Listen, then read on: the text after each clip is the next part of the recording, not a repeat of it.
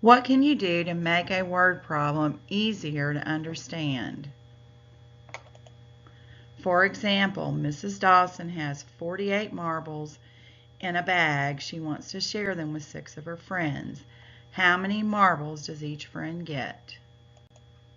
In this lesson, you will learn how to rewrite the question in a word problem by creating a fill-in-the-blank sentence.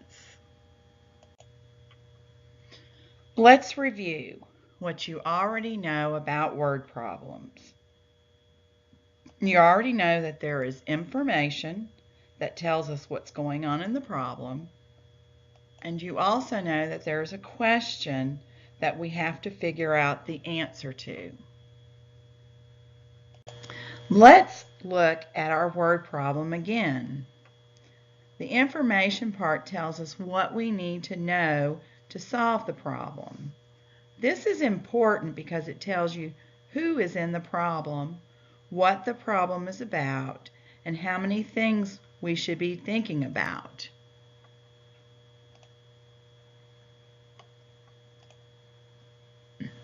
The question part tells us what we're going to figure out. A common misunderstanding is that you can read the problem one time and understand exactly what is going on. That's not true. Great mathematicians read the problem many times to understand what is really happening. An even better way to understand the problem is to make a movie in your head so you can see what is happening. When I was reading about Mrs. Dawson and the marbles, I imagined a lady holding a bag of marbles.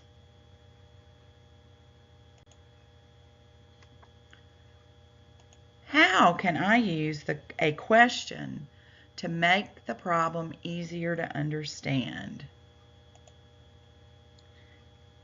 Turning a question into a fill-in-the-blank sentence makes it easier to understand what we're trying to figure out. A fill-in-the-blank sentence is a sentence that has a blank instead of numbers or words. For example, let's look at the girl and her dogs. The girl has blank dogs. Can you use the information from the picture to fill in the blank to tell me how many dogs she has? She has 3 dogs.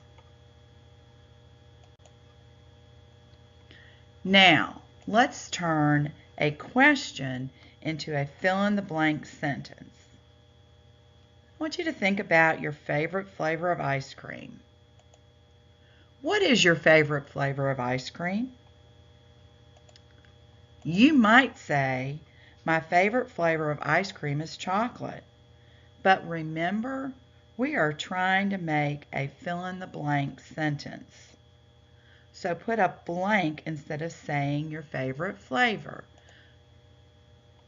My favorite flavor of ice cream is blank.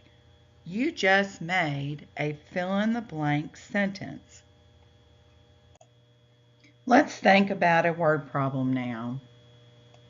Remember, as a good mathematician, you should be making a movie in your head and try to imagine exactly what is going on.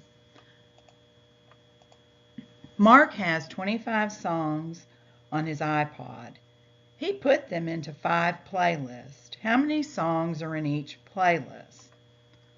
Let's make sure we understand what we're trying to figure out by turning the question into a fill-in-the-blank sentence.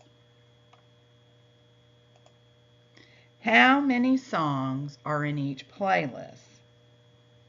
So if I asked how many songs are in each playlist, you may want to start with who you're talking about, Mark. Since we don't know the answer yet, I want you to leave a blank where the answer goes. So Mark has blank songs in each playlist.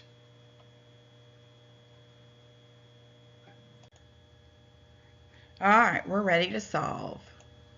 Mark has 25 songs on his iPod. He put them into 5 playlists. How many songs are in each playlist? We already have our fill in the blank sentence, so we're going to go back and look at our problem for figure out what information we have. We know that he has 25 songs on his iPod. He put them into 5 playlists. So it has 25 songs on 5 playlists. So 25 divided by 5 is equal to 5. So the answer is Mark has 5 songs in each playlist. Does this make sense? I think it does. If you had 25 songs and you put them into 5 playlists, you would have 5 songs in each playlist. Okay, let's go back and look at our first word problem. Mrs. Dawson has 48 marbles in a bag. She wants to share them with 6 of her friends. How many marbles does each friend get?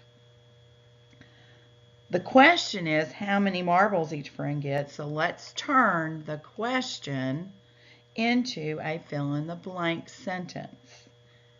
Each friend gets blank marbles.